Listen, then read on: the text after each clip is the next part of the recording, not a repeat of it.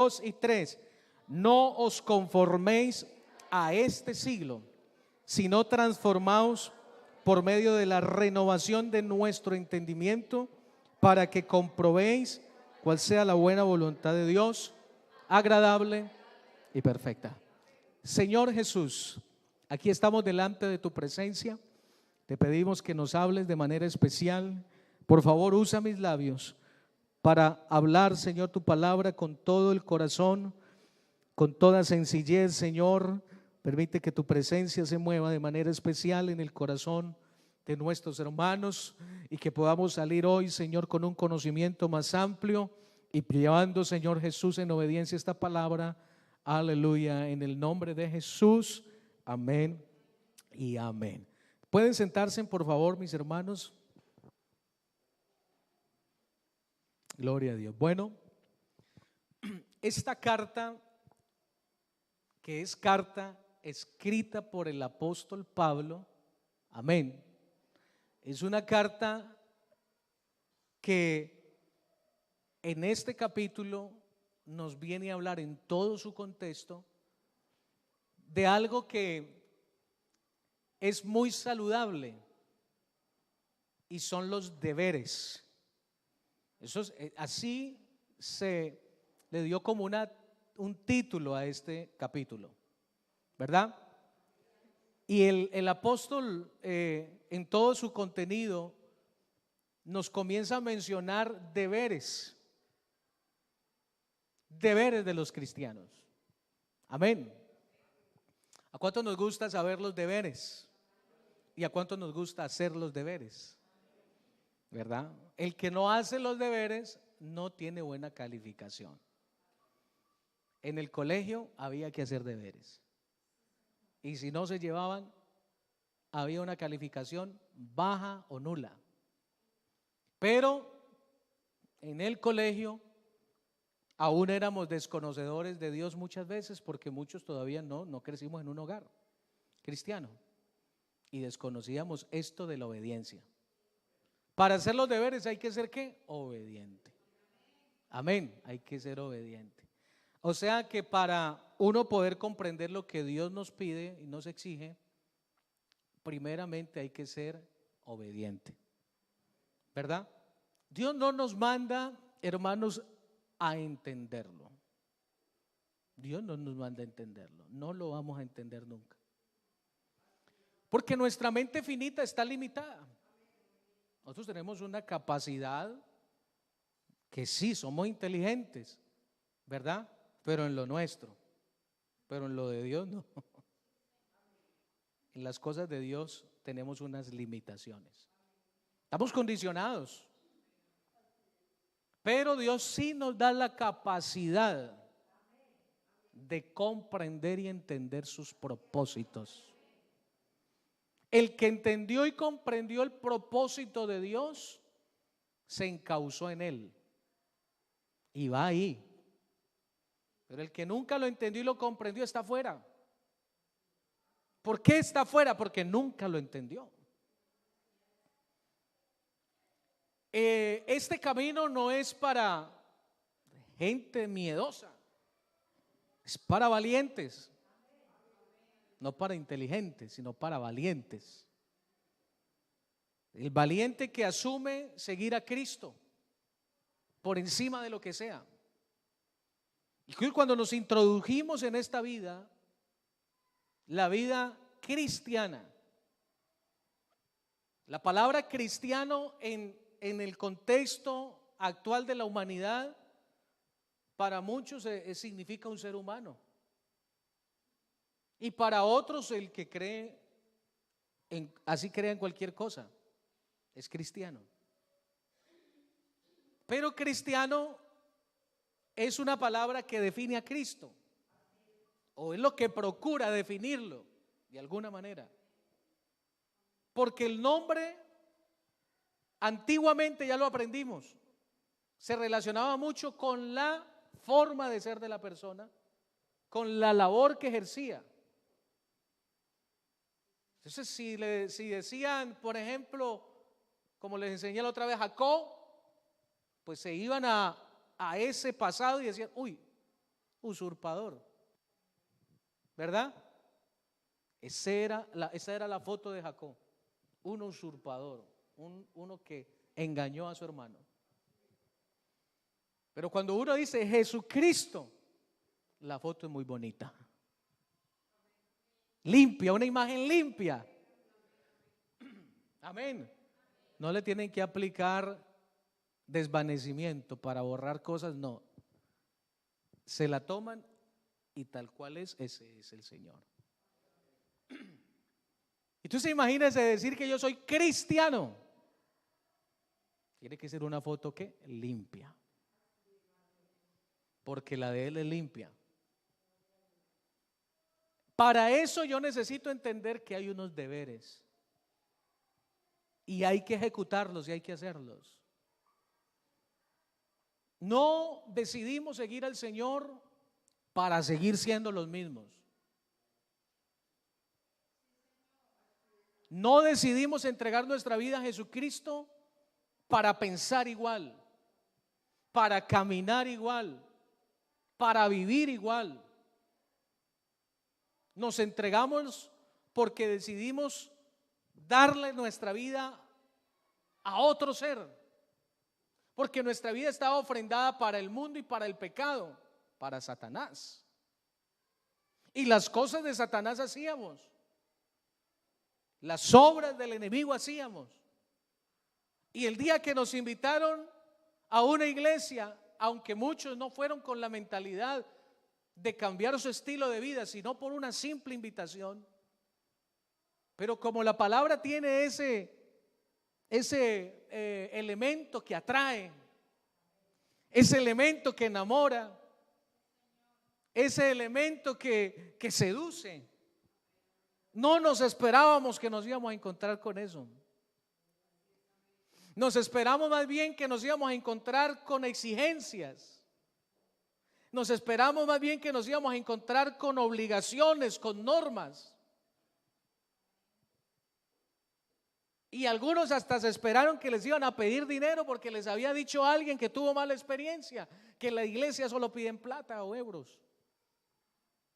Pero nunca nos esperamos salir de ese lugar con algo allá en el corazón.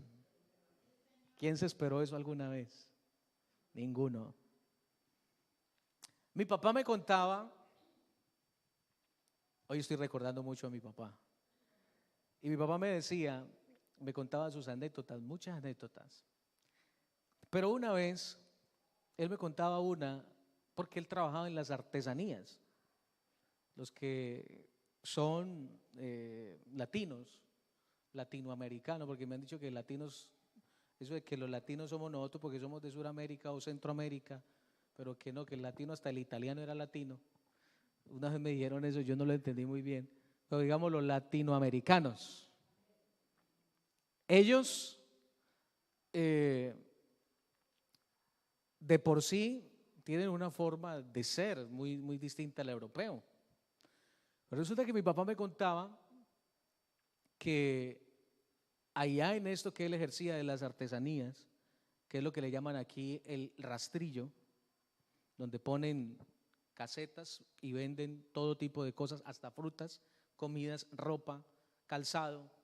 Pues mi padre se dedicaba a eso allá en Colombia con mi mamá. Y ellos iban por muchos pueblos y ciudades a vender las artesanías. Donde había aniversario del pueblo o una fiesta específica, ya se iban. Pero mi papá había decidido poner un puesto fijo ahí en el pueblito donde yo nací, en Zarzal Valle, pueblo muy bonito. Y en ese pueblito, en la esquina, hay un parque, había un parque muy conocido allá, que era casi en el centro, y él allá vendía sus cosas. Pero él en muchas ocasiones le habían hablado del evangelio, y él había esquivado mucho el evangelio. Muchas invitaciones a muchos cultos, y él había esquivado muchas invitaciones. Ese día cayó un aguacero impresionante. Era un invierno allá en Colombia, y eso, de esos aguaceros que las calles se inundan.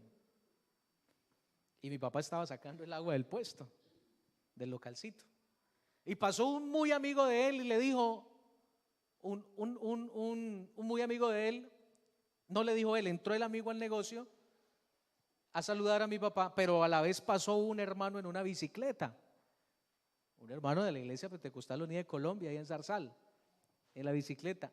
Muy típico en Colombia ver a un hermano en bicicleta yendo para el culto y con la Biblia agarrada atrás con unas pinzas en la zona donde llevan a los parrilleros, que les dice. Entonces mi papá me contaba que ese hermano le dijo así, pasando rápido en la bicicleta: Alberto, esta noche hay un culto a las 7, lo invito. Ese fue el mensaje que le dejó. Y pasó, se fue. Y mi papá le dijo: bueno, ya en otra ocasión, tengo mucho trabajo aquí. Y siguió ahí, con el recogedor tirando el agua, sacando el agua del negocio. Pero algo comenzó a bombardearle la cabeza a él. Y era la frase que le había dicho esa persona: Alberto, hoy hay un culto a las 7. Y eso era ahí: Alberto, hoy hay un culto a las 7, y no lo dejaba descansar. Como Dios es el que organiza todos los escenarios, ya le había mandado un amigo para que se quedara ahí cuidando el puesto, de confianza.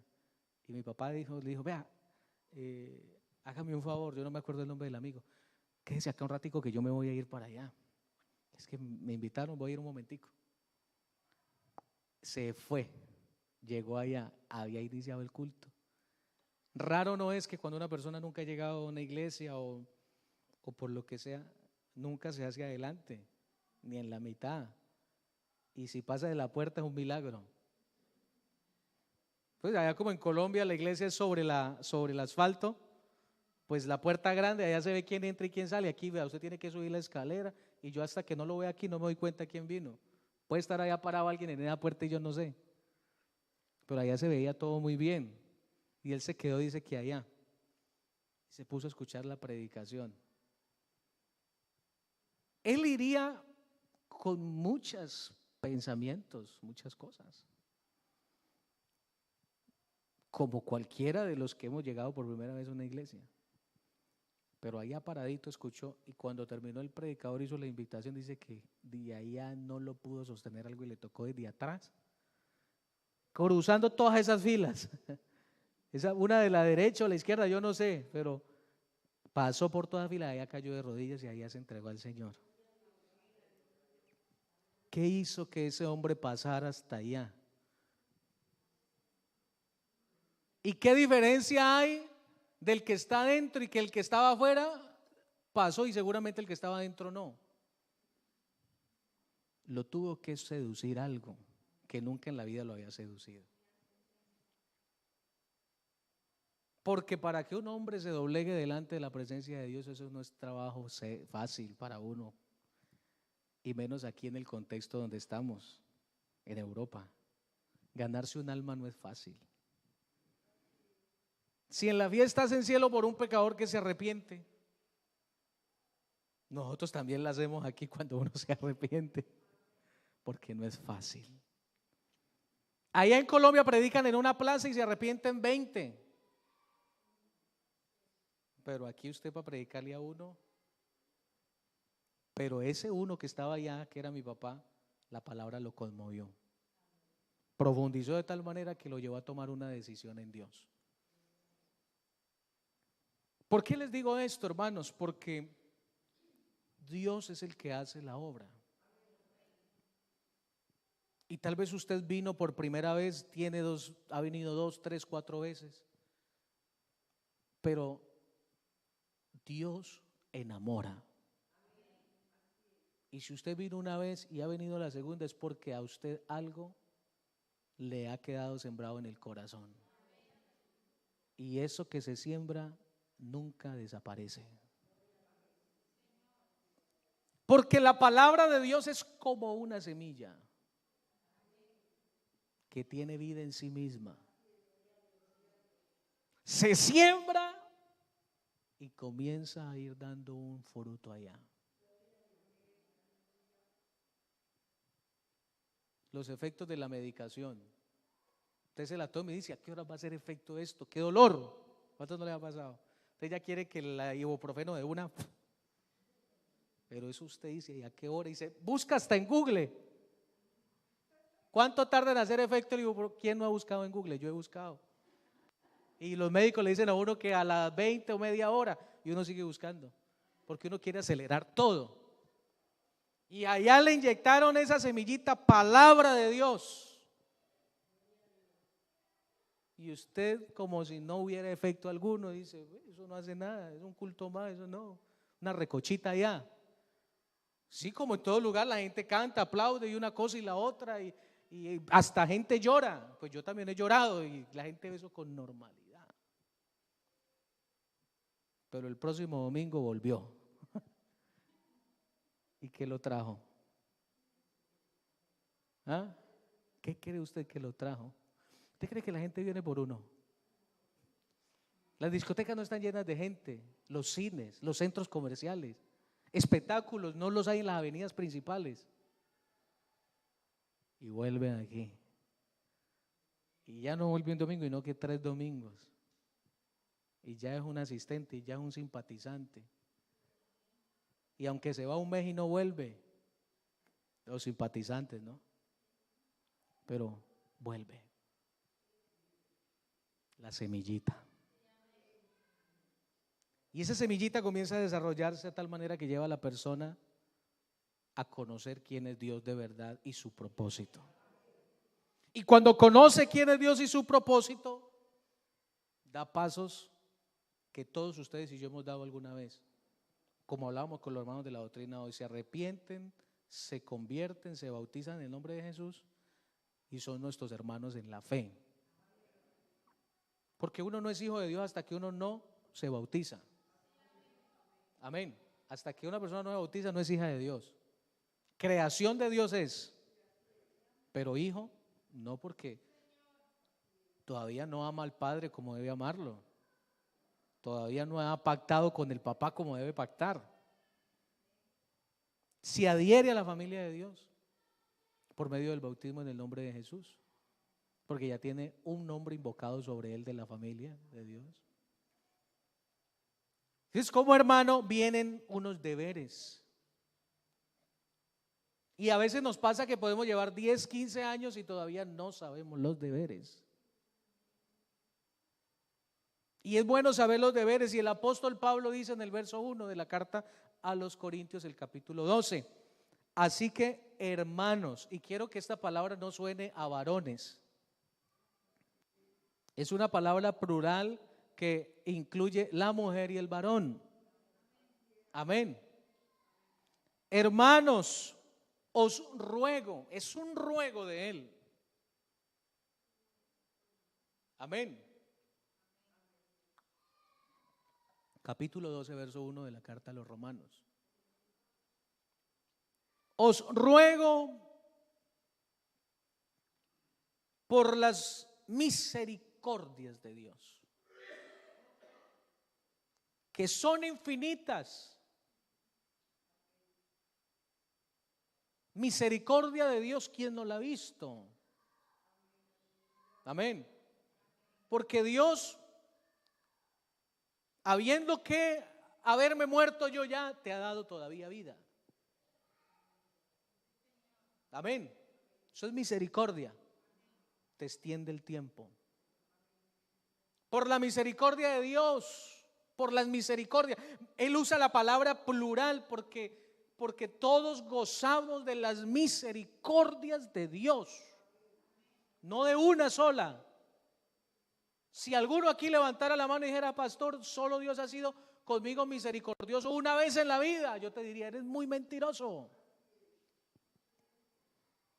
Porque son muchas las misericordias de Dios para contigo, para conmigo.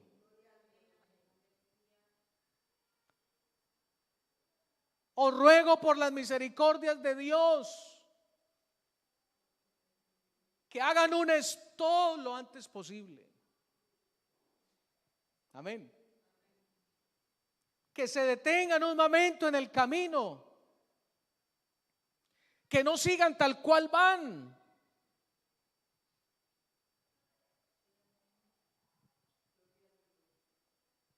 que reflexionen. Es la manera en que Él nos está hablando.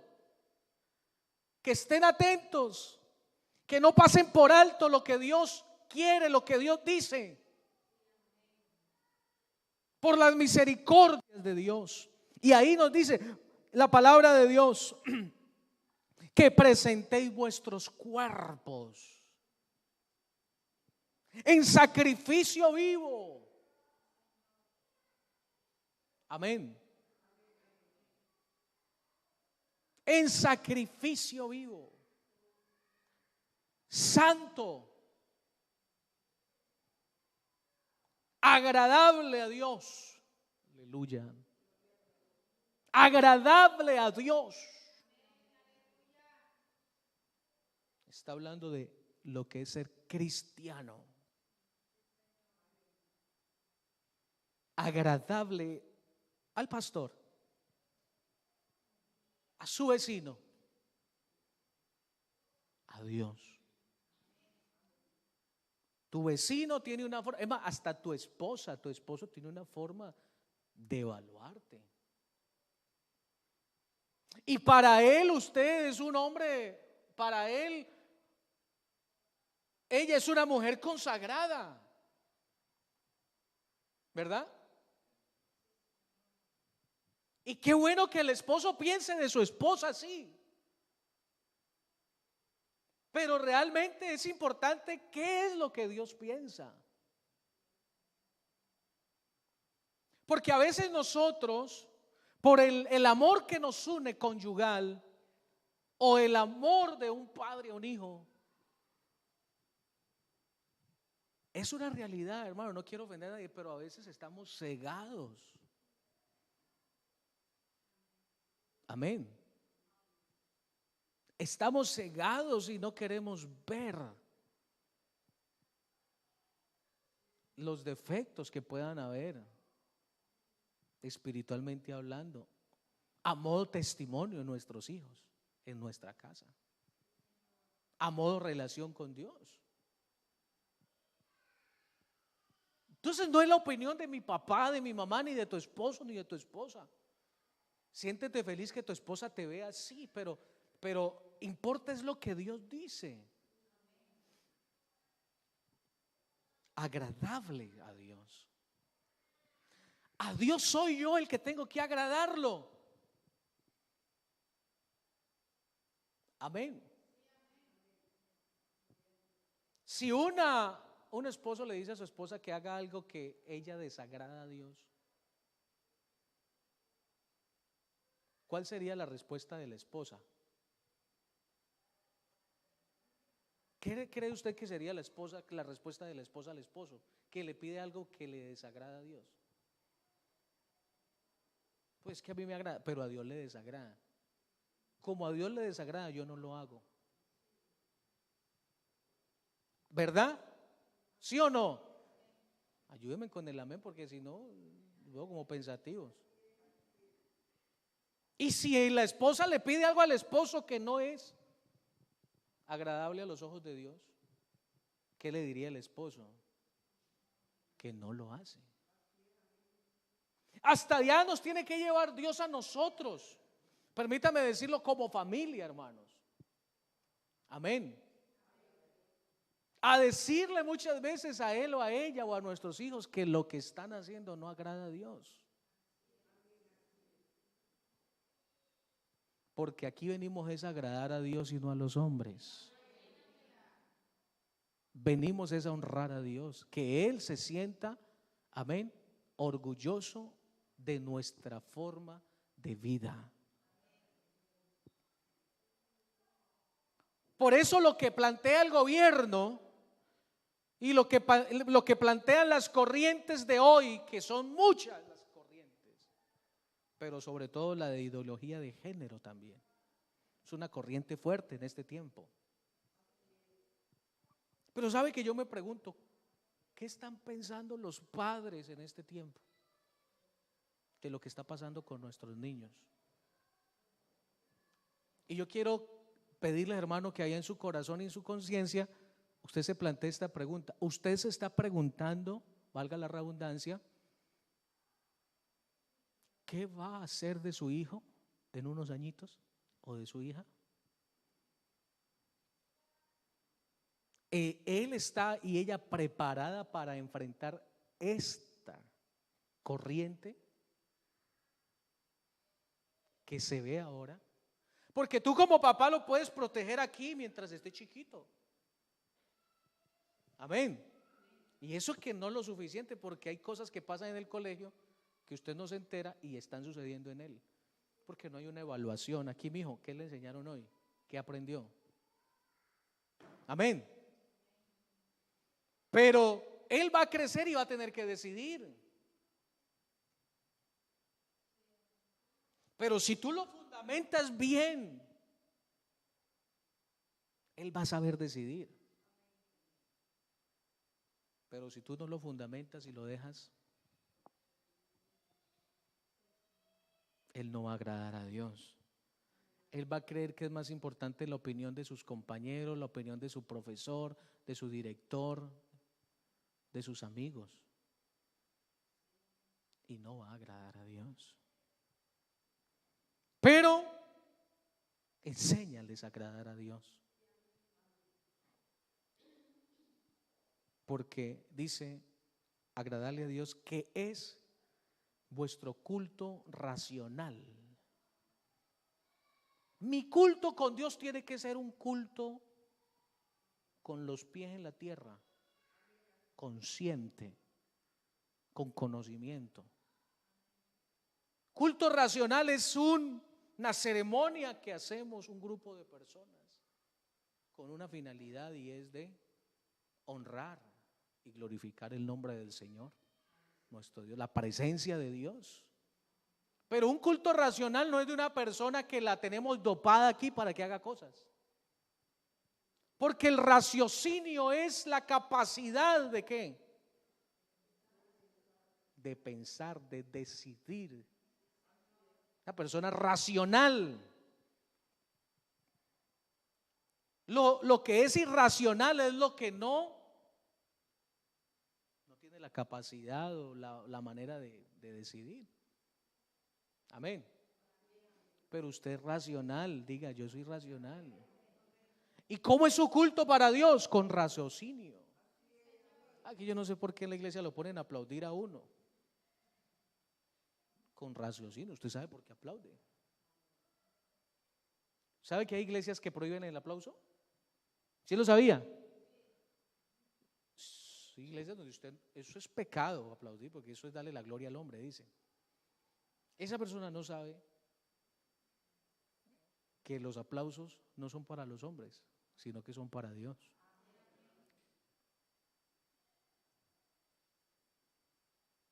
Raciocinio en lo que hacemos para Dios.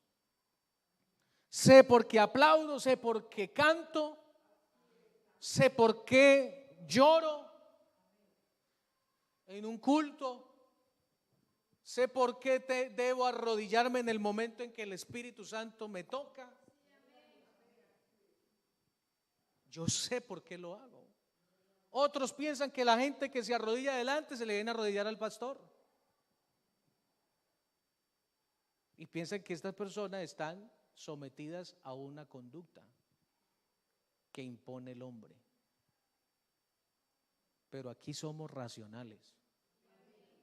Todo lo que hemos hecho en esta mañana y en cada culto somos conscientes de por qué lo hacemos. Y no solamente eso, experimentamos en lo que hacemos cosas maravillosas. Demos un aplauso al Señor en esta mañana.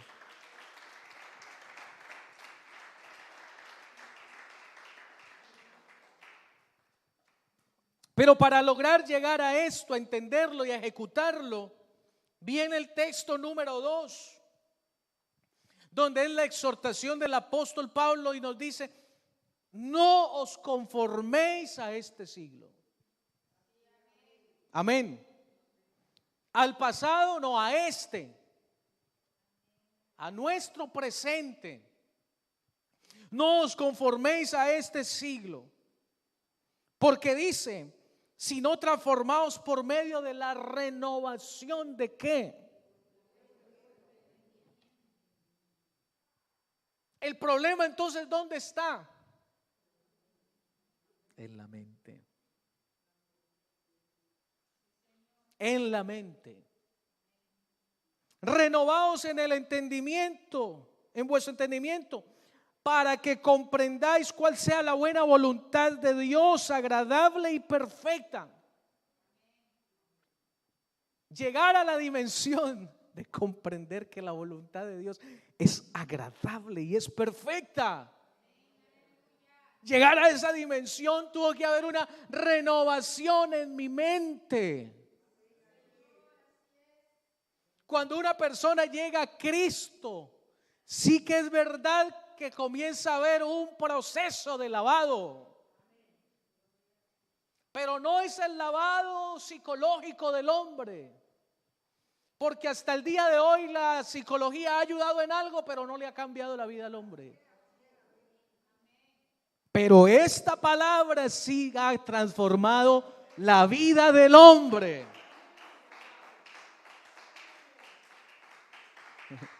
Amén, amén, amén, amén. Esta palabra sí ha transformado la vida del hombre. No viene a ayudar o a intentar, no cambia al hombre.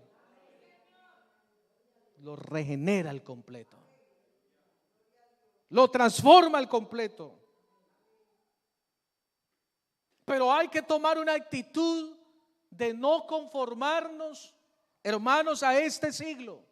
Conformarse a este siglo es perder todo un avance, todo un intento de Dios para sacarnos del pecado y de la vida mundana. Hay que despojarse de este viejo hombre. Hay que despojarse de toda, hermanos, de todo deseo de este mundo. Estaba mirando el significado de esta palabra conformismo.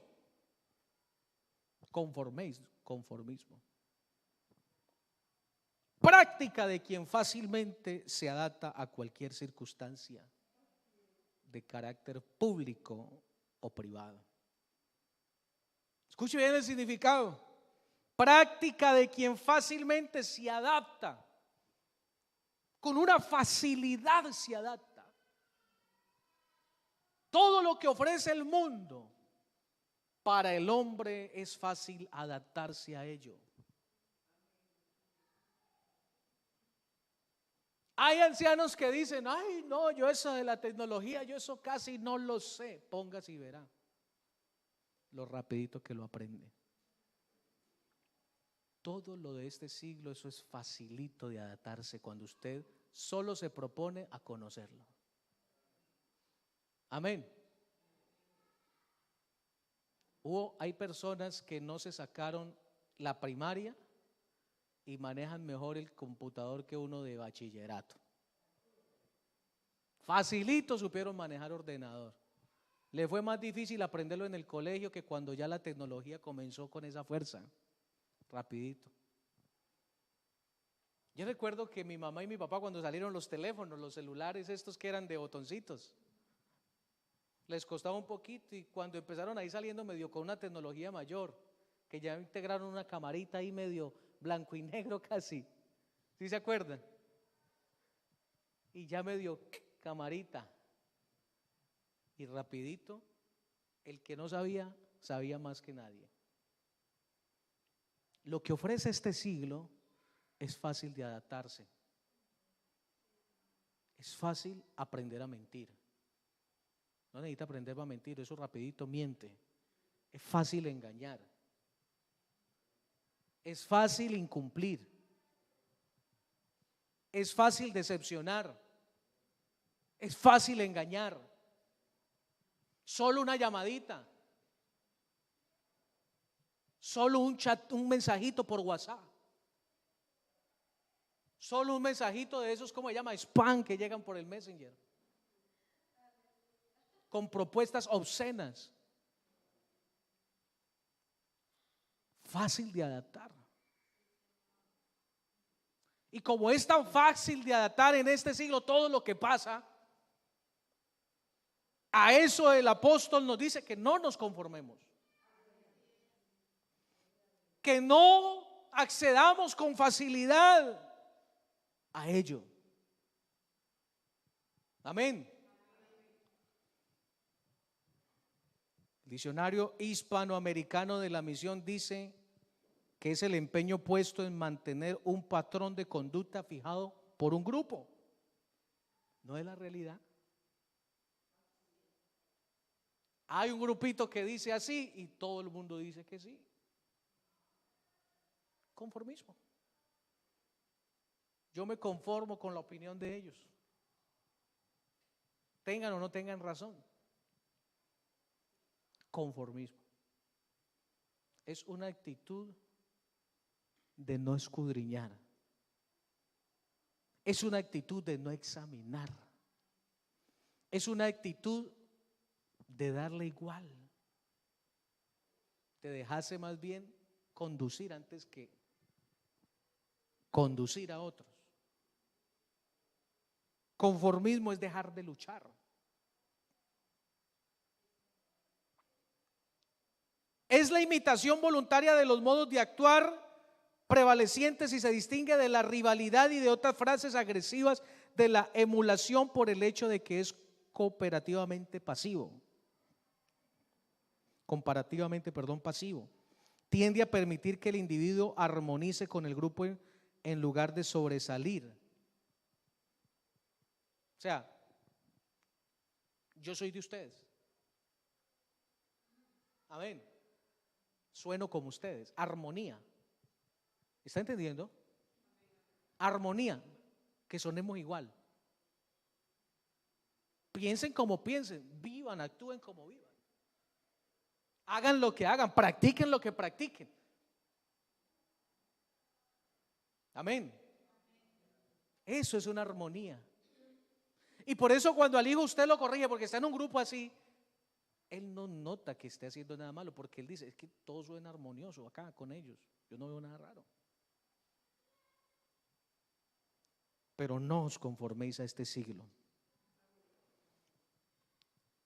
sino transformaos. Amén. También Pablo dice, hay un término que dice, no os adaptéis. No os conforméis, no os adaptéis a este mundo. Y Pedro también lo dijo en su primera carta, como hijos obedientes, dígalo fuerte conmigo. No os conforméis a los deseos que antes teníais en vuestra ignorancia.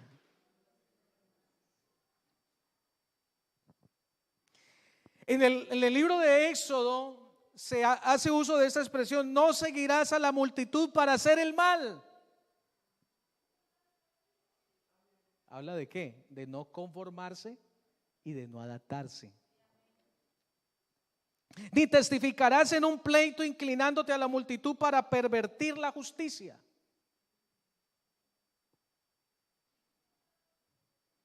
Levítico, el capítulo 20, verso 23 dice, además no andéis en las costumbres de la nación que yo echaré de delante de vosotros. Wow. ¿Cuántos estamos entendiendo en esta mañana? ¿No qué? No andéis. No os conforméis. ¿No qué más? ¿Hubo otro texto que leímos? No os adaptéis, no andéis.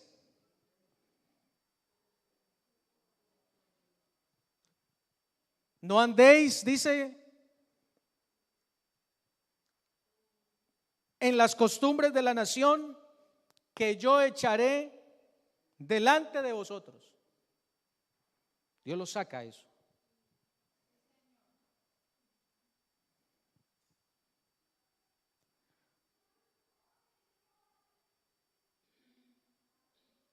Ezequiel el capítulo 11, 12 dice, y sabréis que yo soy el Señor.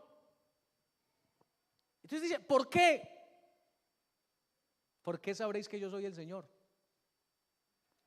Bueno, no habéis andado en mis estatutos ni habéis ejecutado mis ordenanzas.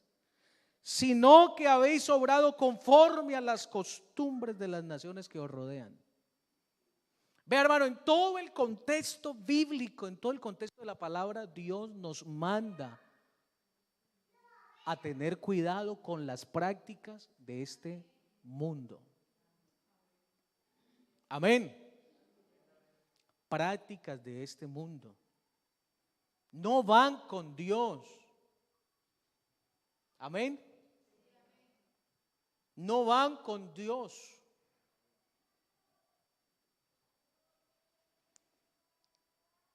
Esto digo pues, Efesios 4:17, y afirmo juntamente con el Señor, que ya no andéis así como andaban también los gentiles, en la vanidad de su mente. Una vanidad de su mente. Los guía, los dirige. Y el apóstol en la carta a los Colosenses dice, el capítulo 3, 7, 8, en las cuales vosotros también anduvisteis en otro tiempo pasado, cuando vivíais en ellas, pero ahora desechad también vosotros todas esas cosas. Amén. Y él menciona qué cosas: ira, enojo, malicia, maledicencia, lenguaje soez. Amén. De vuestra boca. ¿Qué es un lenguaje soez? Palabras corrompidas, con doble sentido, verdosas. ¿Verdad? Verdosas.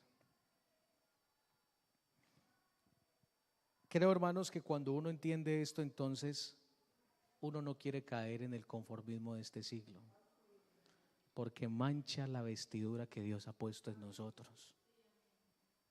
Dios te ha vestido, cuida tu vestido. ¿Será que puedo ir? ¿Será que puedo hacer? Si te mancha el vestido, no vayas. Y a veces no es necesario precisamente entrar en el lugar para mancharse. Le voy a poner un ejemplo. Usted llega y mira allá y usted dice, y usted va con un vestidito bien blanco, va para una boda, se la va a poner más fácil. La invitaron a una boda, lo invitaron a una boda y usted va bien elegante, bien pintoso que es usted. Y resulta que donde la muchacha escogió casarse es un lugar muy campestre, ¿no? Y ella dijo, las fotos aquí salen bonitas, pero eso está lleno de gallinas y de todo allá, y tractores y barro. Pero y usted va bien pulidito. ¿No le ha pasado? Sale del cuarto y cuando se enfrenta a esa realidad usted no sabe ni cómo, que se le manche aquí, que no se toque acá. Y va a pasar por el medio un sitio muy angosto y aquí hay un tractor que tiene barro.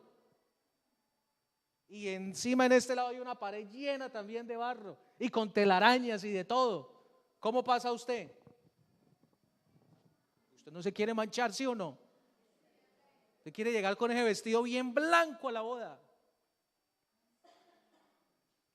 Pero por mucho que usted intentó, usted se atrevió a pasar por ese espacio y se coronó una manchada del vestido. Ay, ¿y ahora yo qué voy a hacer? Y jabón y agua, y eso se le riega más. Por mucho que usted quiera, no es capaz de limpiarse eso. ¿Por qué? Usted dijo, no, yo no voy a tocar el tractor, ni voy a tocar la pared, pero pasó por ahí y se manchó. No pude evitar la manchada. Hay lugares que usted dice, no, pastor, pero es que yo no los visité. Simplemente pasé por ahí y ya. Y no se dio cuenta y se manchó. Amén.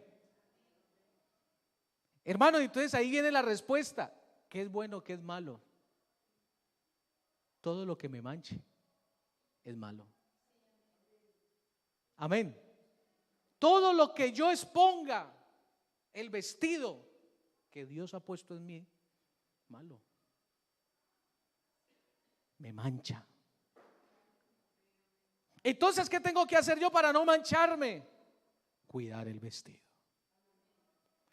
No camino por cualquier lugar, no ando por cualquier lugar, no visito cualquier lugar, ni tampoco guardo ciertas distancias con lo que puede venir a mancharme también.